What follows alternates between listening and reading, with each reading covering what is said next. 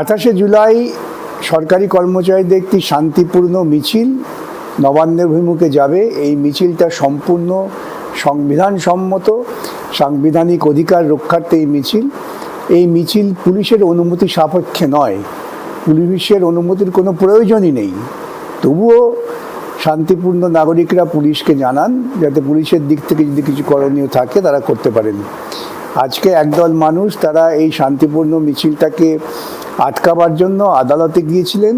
আদালতও সাংবিধানিক অধিকার রক্ষার পক্ষেই রায় দিয়েছেন। আদালত এই মিছিলের বিরুদ্ধে কোনো স্থগিতাদেশ দেননি, পরিষ্কার বলে দিয়েছেন শান্তিপূর্ণ মিছিল হবে। আইন যদি কেউ ভাঙে সে আইনের বিরুদ্ধে পুলিশ ব্যবস্থা নেবে, এটা স্বাভাবিক ব্যাপার। কিন্তু এক্ষেত্রে আমি দেখতে পাচ্ছি পুলিশ আবার অতি সক্রিয়। তারা নাকি বাড়ি বাড়ি বিভিন্ন নেতাদের বাড়িতে হাইকোর্টের আদেশ পাঠাচ্ছেন। হাইকোর্টের আদেশটাকে পুলিশ পড়ে দেখেননি নাকি পুলিশ এই আদেশকে বিকৃত করার চেষ্টা করছেন। আদেশে মিছিলের বিরুদ্ধে কোনো স্থগিতাদেশ নেই। মিছিল করবেন, সাহসের সঙ্গে করবেন, শান্তিপূর্ণ মিছিল, পুলিশের আটকাবার কোনো অধিকার নেই। পুলিশ যদি আটকায় তাহলে পুলিশের বিরুদ্ধে আইন ভঙ্গের ব্যবস্থা আপনারা করার জন্য মানসিকভাবে প্রস্তুত থাকুন। সেটাই যদি করতে পারেন তবেই আপনাদের আন্দোলনের বৃহত্তর সার্থকতা হবে।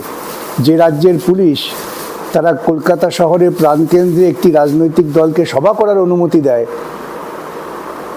এবং সভা করার ক্ষেত্রে তাদের সাহায্য করে, সেই পুলিশ সরকারি কর্মচারীদের একটি মিছিলের বিরুদ্ধে নিষেধাজ্ঞা জারি করার চেষ্টা করছেন এবং তারা চেয়েছিলেন তাদের নিষেধাজ্ঞাটা আদালত থেকে সম্মতি পাক, কিন্তু পাননি। অতএব মিছিল হবে, এক্ষেত্রে কোনো আইনি বিধি নিষেধ নেই। পুলিশ যদি বাড়াবাড়ি করে তার বিরুদ্ধে আপনারা নির্দিষ্ট অভিযোগ দায়ের করবেন এবং পুলিশের বিরুদ্ধে আইনি ব্যবস্থা নেওয়ারও প্রস্তুতি নেবেন।